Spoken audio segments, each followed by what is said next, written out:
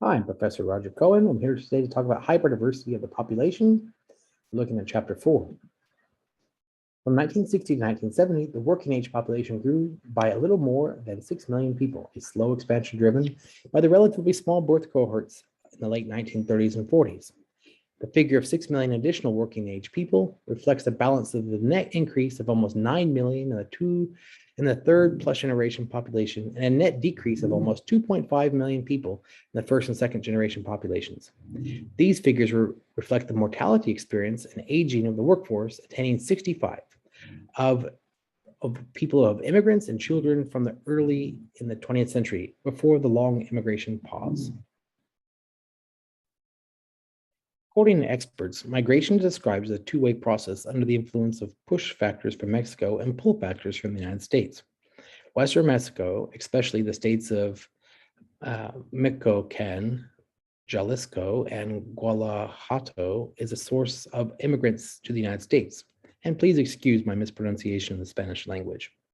Since the MMP survey, migration rates have increased from 3.7 to 7.5% during the analyzed period.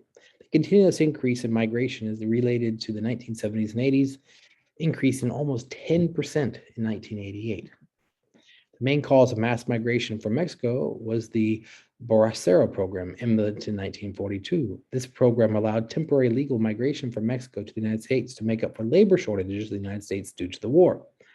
At this time, the program was active. More than 200,000 immigrants entered the United States each year. Most of them were concentrated in California, Arkansas, Texas, Arizona, and New Mexico. The unexpected end of the program increased the rate of illegal immigration. One of the main drivers of illegal immigration is higher wages and more jobs in the United States. Another factor is the failure to implement laws that would prevent illegal immigration, such as IRCA, employer sanctions, signal intolerance for illegal immigration. Family contacts and networks are also ones that provide the direct immigration to immigrants. The Bracero program is undoubtedly responsible for this. Mexico, Latin America, Central America migration. As a labor force, Mexicans were transformed into the California economy, working predominantly in the manufacturing sector.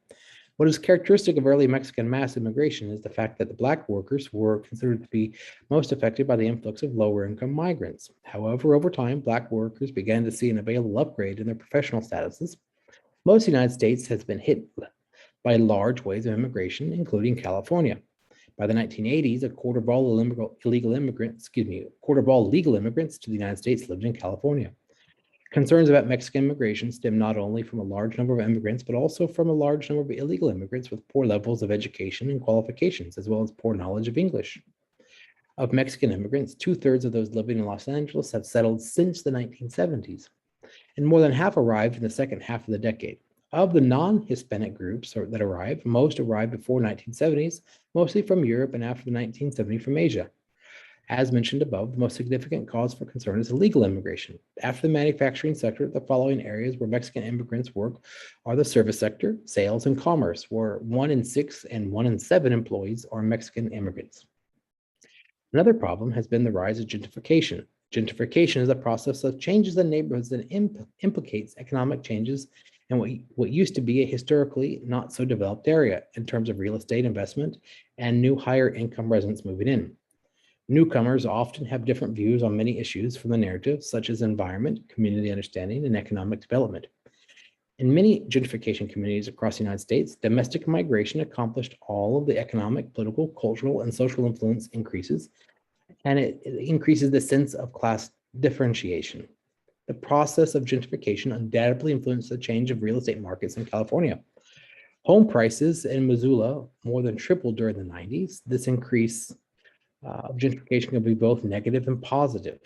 This is across also the United States. Communities react differently to gentrification, so to craft effective policies, policymakers need to understand how different kinds of communities experience this process. Latino immigrants in rural America. During the last decades, rural America has become an attractive place for richer Americans that want to build a paradise house far from the big cities.